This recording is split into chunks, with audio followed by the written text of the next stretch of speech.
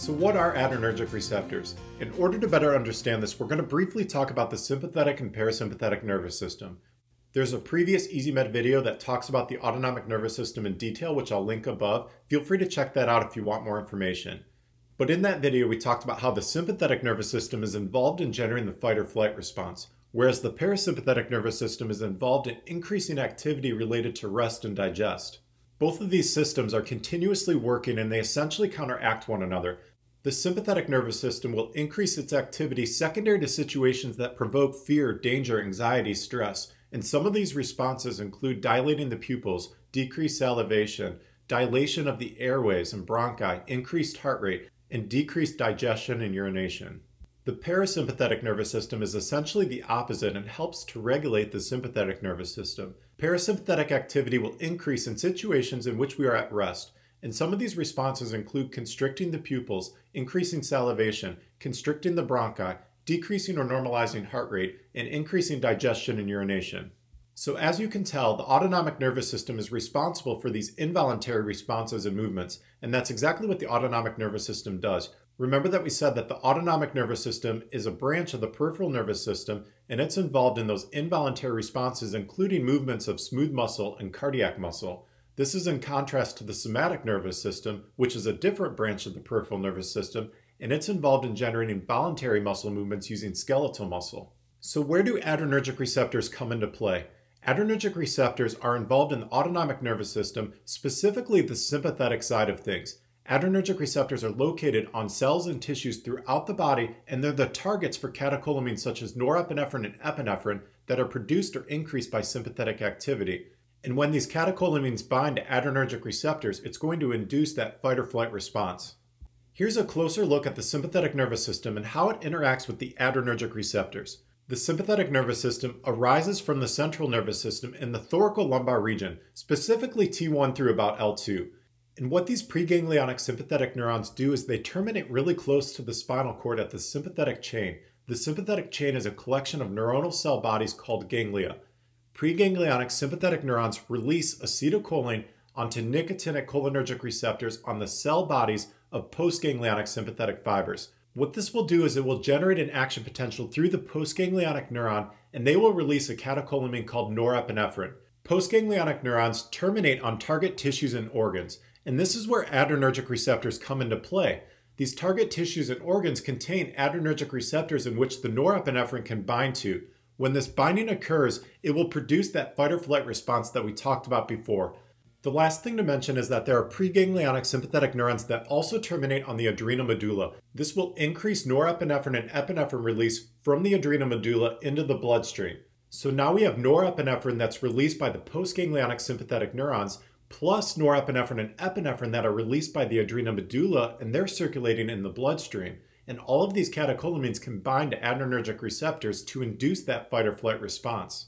So now that we have a good understanding of how adrenergic receptors are involved in generating that fight or flight sympathetic response, let's now talk about adrenergic receptors in more detail. There are two main types of adrenergic receptors, alpha and beta. We talked about the beta receptors in a previous video, which I'll link above. Now we're going to focus on the different types of alpha receptors, where they're located in the body, and what their function is.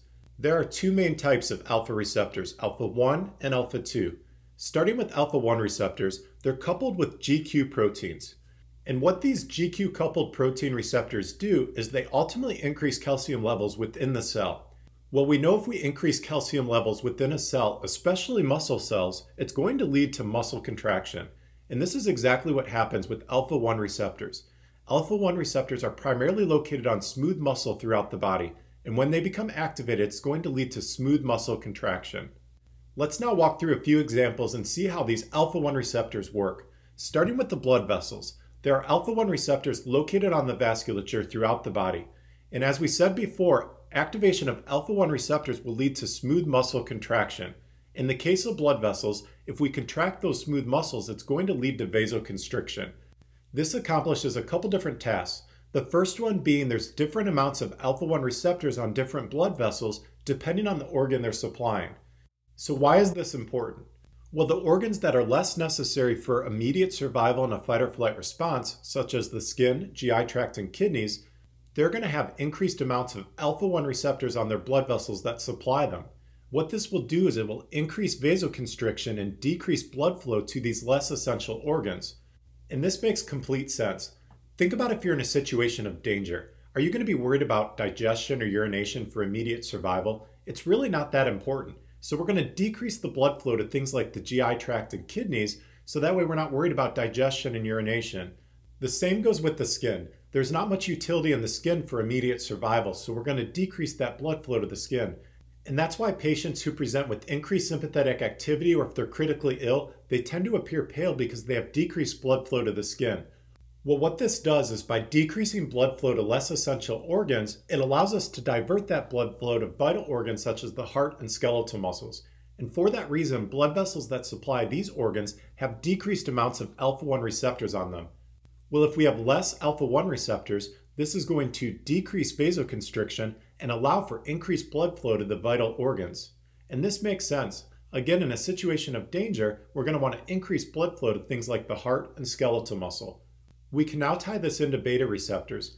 In the beta receptor video, we said how coronary arteries that supply the heart and arteries that supply skeletal muscles, they have increased amounts of beta-2 receptors on them. Well, when we activate a beta-2 receptor, it allows for smooth muscle relaxation. This will increase vasodilation, and this too will increase blood flow. The final thing to mention with alpha-1 receptors on blood vessels is that this vasoconstriction will increase systemic vascular resistance. We talked about blood pressure in the hypotension video, which I'll link above, and we said that blood pressure equals cardiac output times systemic vascular resistance. Well, if we increase systemic vascular resistance, we're going to increase blood pressure. So between diverting blood flow to vital organs and increasing that mean arterial pressure, this is going to help us during that fight or flight response. The next example we're going to talk about is the GI tract. We're going to focus on the stomach specifically. The pylorus has increased alpha-1 receptors on it. Well, we said when we activate alpha-1 receptors, it leads to smooth muscle contraction. And what this will do is it will constrict the pyloric sphincter. Again, in situations of danger, we don't really care about digestion. So by constricting the pyloric sphincter, this will decrease the movement of food content from the stomach into the small intestine. The next example we're going to talk about involves the eye. We know in a sympathetic fight or flight response, we dilate the pupils in order to optimize vision.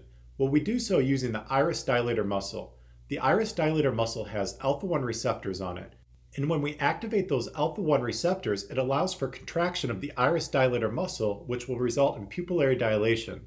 The final example we're going to talk about involves the bladder. There are alpha-1 receptors on the urinary sphincter. And when we activate those alpha-1 receptors, it's going to lead to smooth muscle contraction, and this will constrict the urinary sphincter. Again, in a situation of danger, we don't really care that much about urination, and so by constricting the urinary sphincter, this will help. This also ties in with the beta receptor video. There are beta-2 receptors and the bladder wall. And again, when we activate beta-2 receptors, it leads to smooth muscle relaxation. So we're going to relax that bladder wall, and this will increase urinary stasis. So between this and constricting the urinary sphincter, we're going to decrease urination. Although it's not shown here, it's also important to know that there's alpha-1 receptors on the prostate. The concept is exactly the same. When alpha-1 receptors get activated, it leads to smooth muscle contraction of the prostate.